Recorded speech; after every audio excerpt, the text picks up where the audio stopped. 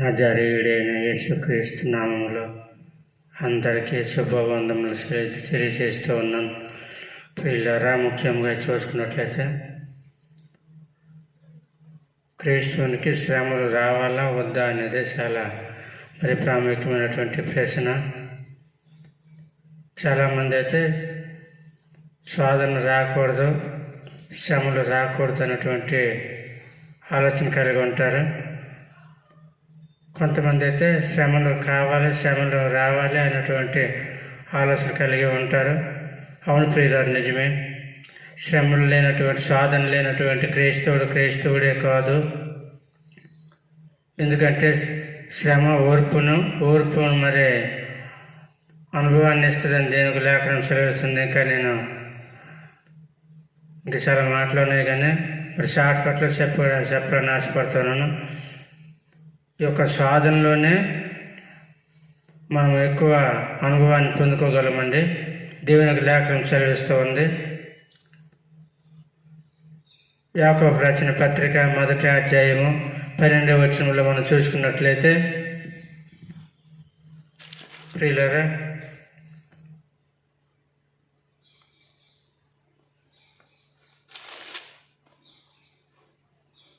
శోధన సహించేవాడు ధన్యుడు, అతడు శోధనకు నిలిచిన వాడే. ప్రభు తన్ను ప్రేమించే వారికి వాగ్దానము చేసిన జీవ కిరీటము పొందునని దేవునికి లేఖనం సెలవిస్తూ ఉంది. ప్రియులారా, దేవునికి వందనాలు, స్తోత్రములు. శోధన సహించేవాడు ధన్యుడు.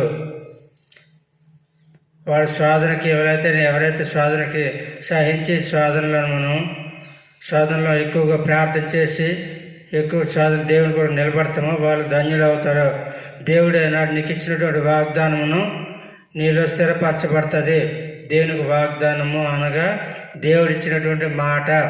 ఆ మాట నీలో స్థిరపరచబడాలా, ఆ వాగ్దానం నీలో నెరవేర్చబడాలంటే నీవు శోధన వచ్చినప్పుడు ఓడిపోకూడదు. ప్రియులారా, శోధనకు మనం నిలిచిన వారమై ఉండాలా.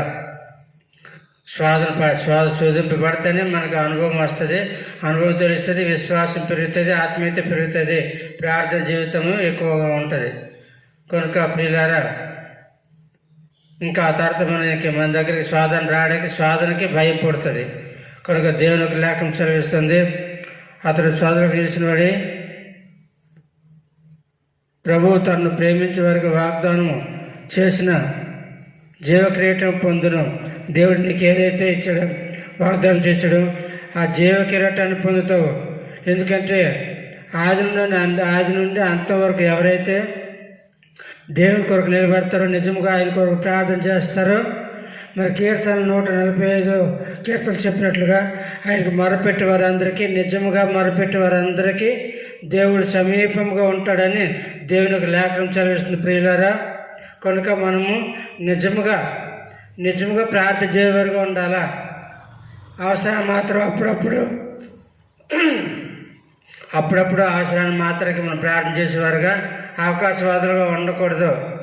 మనం దేవుని మోసం చేసేవారు మొత్తము మనలో శక్తి ఉండదు, ప్రార్థన జీవితం ఉండదు, మనలో ఆత్మీయత ఉండదు, అనుభవము ఉండదు. కాబట్టి మనమందరూ కూడా దేవునికి నిజంగా ప్రార్థన చేయవారుగా ఉండాలి. మరి లేఖనాలు చెల్లిస్తున్న ప్రకారముగా మనం దేవుడు మనకిచ్చిన వాగ్దానాన్ని మనము స్థిరపరచుకోవాలా. ఆ వాగ్దానం కొరకు మనం నిలబడాలి. దేవుని కొరకు చావైన బ్రతుకైన ప్రభువా, నీ కోసం నిలబడుతున్నటువంటి ఆశ కలిగి ఉండాలి. మరి ఒక శతాధిపతి వచ్చి, ప్రభువా, నా దాసుడు శావసిద్ధమై ఉన్నాడు అని నువ్వు వచ్చే నా దాసు స్వస్థపోతారని చెప్పి మరలా ఒక మాట అని చెప్తున్నాడు. ప్రభువా, నా ఇంటికి నువ్వు రావడానికి నేను యోగ్యుడిని కాను, నీ మాట సెలవిస్తే చాలు ప్రభువా, నా దాసుడు స్వస్థ పొందుతాడు అనేటువంటి మాట చెప్పినట్లు మనం చూస్తూ ఉన్నాము. ఎంత విశ్వాసం చూడండి, ఎంత నమ్మకము. మనము కూడా ఏంటంటే దేవుని పట్ల గొప్ప నమ్మకం కలిగి ఉండాలి. ప్రతి ఒక్కరికి శోధన వస్తుంది. ఆ శోధన మనము ఎదిరించేవారుగా, శోధన సహించినంత శక్తి దేవుడు మనకి ఇస్తాడు. మనం ప్రార్థన చేయాలి. మనం ప్రార్థన చేసి దేవుడు నడితే దేవుడు మనకి శోధన సహించే శక్తిని, బలాన్ని దేవుడు మనకిస్తాడు. ప్రియులారా, శోధన లేకపోతే ఏ క్రైస్తవుడు బలపరచబడడు. అది సేవకుడైన విశ్వాసులైన ఏ ఒక్కరైనా సరే శోధనకి నిలిచిన వారు ఉండాలంటే ప్రార్థన కలిగి ఉండాలి. నిరీక్షణ కలిగి దేవుని కొరకు ఎదురు చూస్తూ ఉండాలి. మన దేవుడు ఇచ్చిన వాగ్దానం జీవకిరాటం పొందుకోవాలని నిత్య జీవానికి వెళ్ళాలంటే, దేవుని యొక్క రాజ్యానికి వెళ్ళాలంటే దేవుని కొరకు మనము ప్రార్థన చేయవారుగా ఉండాలా. మరి సామెతల గ్రంథము 24:10 చెబుతూ ఉంది, శ్రమ దినమున నీవు కృంగిన ఎడల శాత కాని వాడు వగదు అని దేవుని యొక్క లేఖనం చదివిస్తూ ఉంది. శ్రమ వచ్చినప్పుడు మనము కృంగిపోకూడదు, కుసించిపోకూడదు. ప్రియులారా, మన దేవుడు గొప్ప దేవుడు, మన దేవుడు స్వస్థపరచు యెహోవాను నేనని చదివిస్తూ ఉన్నాడు. కాబట్టి ఆయన ఇటువంటి శోధన అంటే కష్టం అవ్వచ్చు, నష్టం అవ్వచ్చు, ఏదో నష్టం అవ్వచ్చు, లేదా ఏదైనా సమస్యలు రావచ్చు, ఆర్థిక పరిస్థితులు అవ్వచ్చు, అప్పుల బాధలు అవ్వచ్చు, అనేక విధులు మనకి బాధ పెట్టినటువంటివి, దేవునికి ఆటంకరంగా ఉన్నవి ప్రతి ఒక్కటి కూడా శోధనే. అటువంటి శోధన తప్పించబడాలంటే మనము దేవుని మనం ప్రార్థన చేయాలి, ప్రభువుని అడగాల. ప్రభువా, ఈ శోధనను తప్పించినైనా ఈ శోధన జయించడానికి నాకు శక్తిని ఇవ్వండి, నాకు బలమునివ్వండి, ప్రార్థన శక్తి నాకు అనుగ్రహించిన మీ అభిషేకంతో అభిషేకించి ప్రభు అని మనం ప్రార్థన చేయాలి.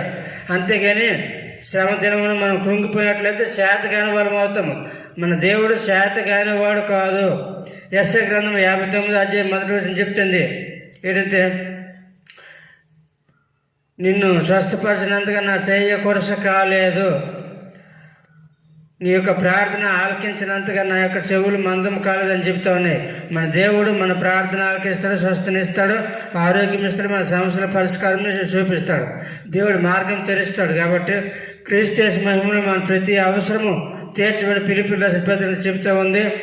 ప్రియులారా, మరి యోబు గ్రంథం 4:6 చెప్తుంది, నీ భక్తి నీకు ధైర్యము పుట్టింపదా, నీ యథార్థ ప్రవర్తన నీకు ఆధారం కాదా అని దేవునికి లేఖనం సెలవిస్తుంది. అది నిజమే ప్రియులారా. మన యొక్క భక్తి మనల్ని ధైర్యపరుస్తుంది. నిజమైన భక్తి అయితే అది మనల్ని ధైర్యపరుస్తుంది. మనం యాసదారినటువంటి భక్తి అయితే శ్రమ వచ్చినప్పుడు మనం కృంగిపోతాం. కాబట్టి మన భక్తి నిజమైనటువంటి యథార్థమైనటువంటి భక్తి. మన యథార్థత మనకి నిరీక్షణ ఆధారం. అదే దేవుని కొరకు ఎదురు చూసినటువంటి ఆధారం. ఏది ఏమైనప్పటికీ నా దేవుడు నాతో ఉన్నాడు, నా దేవుడు నా పట్ల కార్యం చేస్తాడు, నా దేవుడికి అసాధ్యమైనది ఏది లేదు. దేవుడు చెప్తూ ఉన్నాడు, నేను సర్వ శరీరులకు దేవుడినై ఉన్నాను, నాకు అసాధ్యమైనది ఏదైనా ఉండునా అని చెప్తా ఉన్నాడు దేవుడు. కనుక మన దేవునికి అసాధ్యమైనది ఏది లేదు ప్రియులారా. కనుక ఆయన నామను బట్టి మనం ప్రార్థన చేసి మన శోధనని జయించేవారుగా, శోధన సహించి గొప్ప అనుభవనీయులుగా ఉండాలి. ప్రియుల దేవుని వారికి బట్టి వందనాలు స్తోత్రములు. వింటున్న మీ అందరికీ దేవుడు దీవించిన మీ అందరిని బట్టి ప్రార్థన చేస్తూ ఉన్నాను. ఈ యొక్క వీడియోలో వింటున్న ప్రతి ఒక్కరు కూడా వారి విశ్వాసం బలపరచబడాలని, వారి కుటుంబాలు బాగుండాలని, రక్షింపబడాలని, వారు ఆర్థికంగా అప్పుల బాధల నుంచి విడుదల పొందాలని, దేవుడు సమృద్ధిగా ఇవ్వాలని, దేవుని కొరకు నిలబడాలని, మరి దేవుని పని చేయాలని, దేవుని పరిచయం చేయాలని మీ అందరి కొరకు నేను ప్రతిరోజు ప్రార్థన చేస్తూ ఉన్నాను. కనుక ప్రియులారా, ఇప్పుడు నేనైతే బలహీనంతో ఉన్నాను. అయినప్పటికీ కూడా దేవుని పని చేయడానికి దేవుడు నన్ను ఏర్పాటు చేసుకున్నాడు. కాబట్టి నేను బయటకు వెళ్ళని పరిస్థితుల్లో ఈ విధంగా మరి వీడియో చేస్తూ ఉన్నాను. దేవుని మాటలు అనేకులకి ప్రకటించాలని ఆశ కలిగి ఉన్నాను. కాబట్టి బాగోలేకపోయినా నా కోసం ప్రార్థన చేయండి. ఎందుకంటే రాత్రి నుండి నాకు చాలా మరి మోషన్స్ అవుతా ఉన్నాయి. అయినప్పటికి కూడా నాకు ఆశ అవుతుంది, వీడియో చేయాలి, దేవుని మాటలు అనేకులకు పంపించాలనేటువంటి ఆలోచన కలిగి ఉన్నాను. కాబట్టి ఆశగల ప్రాణం తృప్తిపరచబడని మరి కీర్తన 107:9 దేవునికి లేఖనం సెలవిస్తూ ఉంది. ప్రియులారా, ఎవరైతే ఏది చేయాలో దేవుని పని చేయాలని ఆశ కలిగి ఉన్నట్లయితే దేవుడు ఆ కార్యక్రమం చేయడానికి దేవుడు సహాయం చేస్తాడు, మార్గం తెరుస్తాడు, ఆ సమయాన్ని ఇస్తాడు. అయితే ప్రియులారా, నా గురించి మీ అందరికీ తెలుసును. మరి వీడియో చూస్తూ ఉన్నారు మొదటి నుండి లాస్ట్ వరకు. మరి నాకైతే ఒక కాలు లేదు, కుడి కాలు లేదు. అయినప్పటికీ కూడా దేవుడు నన్ను తన సేవలో వాడుకుంటున్నాడు. నేను బాధపడలేదండి. దేవుని కొరకు ప్రార్థన చేస్తూ ఉన్నాను, దేవుని పరిచయం సువార్త చేస్తూ ఉన్నాను. మరి సంఘాలు నడిపిస్తూ దేవుడు నాకు ఇచ్చినటువంటి చిన్న సంఘాలు 2 ఉన్నాయి. ఆ సంఘాల్లో దేవుడు వాడుకుంటున్నాడు. మరి దేవుడు అన్ని విధాలుగా తన పనులు నన్ను వాడుకుంటున్నాడు. దేవాతి దేవునికి వందనాలు. మరి ఇంకా నేను ఎక్కువగా సేవ చేయాలని ఆశ కలిగి ఉన్నాను. ఇంకా సువార్త పరిచయం చేయాలి, అనేక ప్రాంతాలు వెళ్ళి సువార్త చేయాలని నశించినటువంటి ఆత్మల్లో రక్షణలోకి నడిపించినటువంటి ఆశ కలిగి ఉన్నాను. కాబట్టి మరి నా కోసం మీరు కూడా ప్రార్థన చేయండి. దేవుడు నన్ను బాగా ఇంకా వాడుకోవాలని మరి నా కోసం ప్రార్థన చేస్తారని నేను నమ్ముతున్నాను. మీ అందరి కోసం నేను ప్రార్థన చేస్తూ ఉన్నాను. మరి ఇప్పుడైతే మరి పరీక్షలు రాసినటువంటి అందరి కొరకు ప్రార్థన చేసి ఇప్పుడు చాలామంది నాకు ఫోన్లు చేశారు, పాస్ అయినట్లుగా దేవుడు సాయం చేశారు. దేవునికి వందనాలు, స్తోత్రములు. మీ అందరి కొరకు ప్రార్థన, మీ ప్రతి అవసరాల కొరకు ప్రార్థన చేస్తూ ఉన్నాను.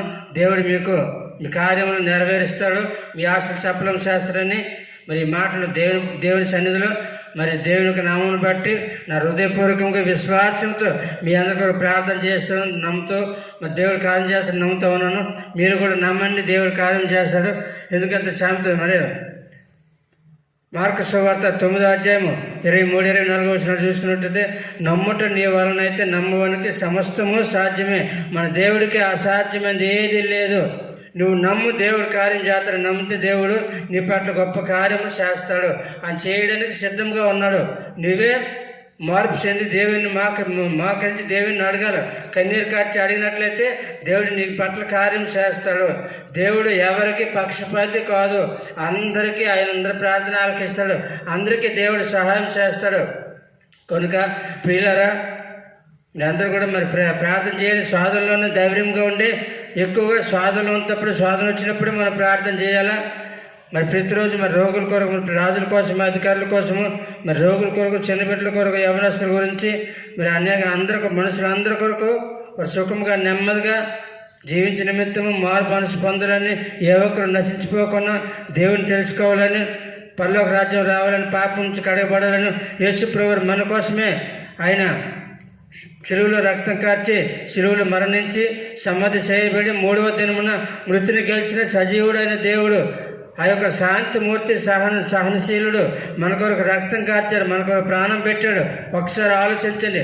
మన తల్లి కానీ, మన తండ్రి కానీ, మన అన్నదమ్ములు కానీ, అక్కచెల్లు కానీ, మన బిడ్డలు కానీ ఎవరైనా మన కోసము ఈ త్యాగం చేస్తారా? మన కోసం చనిపోతారా? మన కోసం రక్తం కారుస్తారా? మన దేవుడు గొప్ప దేవుడు, మన తండ్రి కనికరం గల దేవుడు, జాలి గల దేవుడు. కాబట్టి నువ్వు బాధపడడం దేవునికి ఇష్టం లేదు, నువ్వు చింతించడం దేవునికి ఇష్టం లేదు. కనుక మనం చేసిన పాపముల కొరకు మనం భరించినటువంటి శిక్షను తానే భరించి ఆయన మనల్ని సంతోషపరిచి ఉన్నాడు. కాబట్టి ప్రతి ఒక్కరు కూడా యేసును నమ్మండి, రక్షణ పొందండి. ఎవరైతే యేసు రక్తంతో కడగబడతారో వారందరూ పరలోక రాజ్యానికి వారసులు అవుతారు. నమ్మి బాప్తిజం పొంది రక్షింపడం, నమ్మని వారికి శిక్ష విధింపబడిన మార్కు సువార్త 16వ అధ్యాయం 15-16 వాక్యాలు సెలవు చేస్తున్నాయి. కనుక ప్రియులారా, మీ అందరూ కూడా ప్రార్థన చేస్తూ ఉన్నాను. మరి నా కోసం కూడా ప్రార్థన చేయండి. ఈ వీడియో చూసిన ప్రతి ఒక్కరి కోసం ప్రార్థన చేస్తూ ఉన్నాను. దయచేసి అందరూ కూడా మొదటి నుండి లాస్ట్ వరకు వీడియో వినండి. దేవునికి మాటలు విని మీ యొక్క ఆత్మీయ మర్మాలు ఇందులో ఉన్నాయి. కాబట్టి మీరు బలపరచబడండి, మీరు స్థిరపరచ, మీరు బాగుండాలి. మీ అందరి కొరకు ప్రార్థన చేస్తూ ఉన్నాను. ఈ కొద్ది మాటలు దేవుడు దీవించును గాక. ఆమేన్. Praise lord.